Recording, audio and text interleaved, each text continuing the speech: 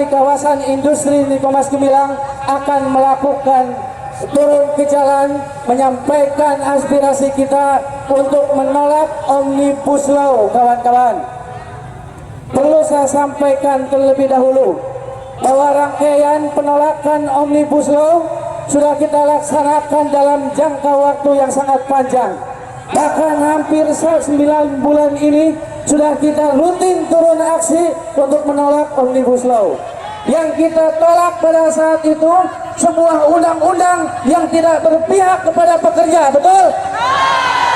Apakah pergerakan itu hanya cukup dilakukan oleh orang Nikomas? Apakah cukup pergerakan itu hanya kita yang melakukan? Saya menginginkan bahwa gerakan buruh di Kabupaten Serang dilakukan oleh seluruh buruh di Kabupaten Serang.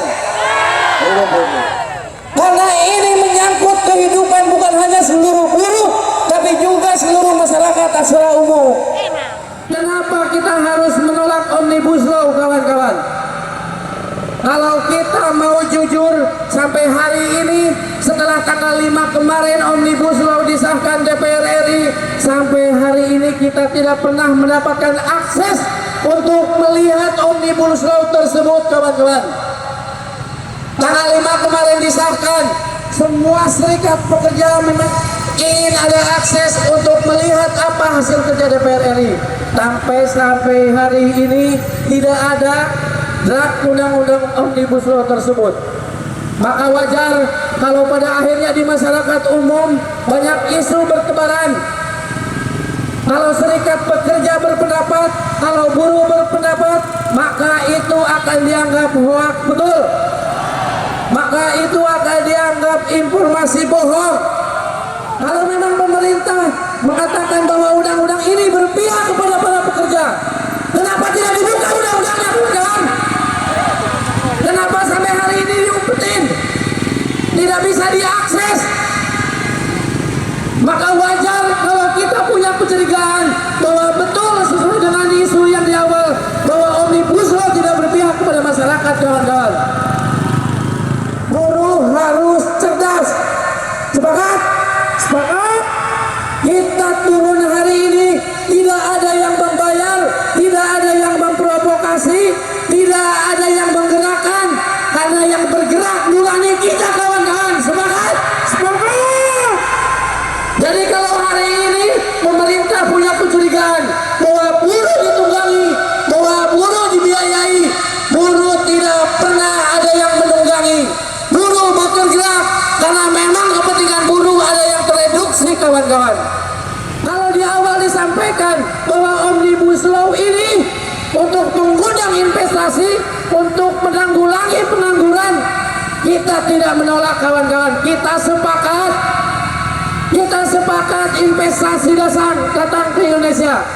Kita sepakat pengangguran harus dientaskan. Tapi kita tidak sepakat nasi buruh dijual demi kepentingan investasi. Hidup buruh!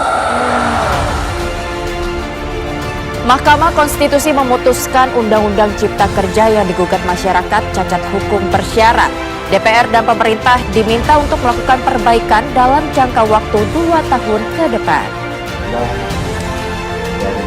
Dalam pertimbangannya, Mahkamah Konstitusi menilai metode penggabungan atau Omnibus Law dalam Undang-Undang Cipta Kerja tidak jelas antara pembuatan undang-undang baru atau melakukan revisi.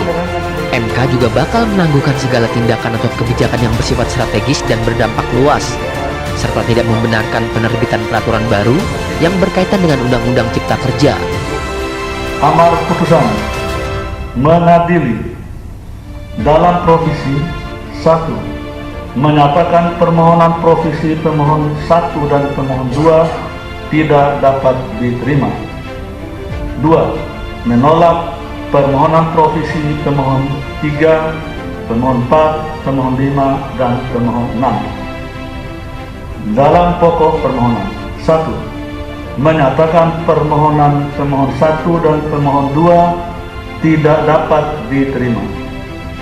2. Mengabulkan permohonan pemohon 3, pemohon 4, pemohon 5, dan pemohon 6 untuk sebagian. 3.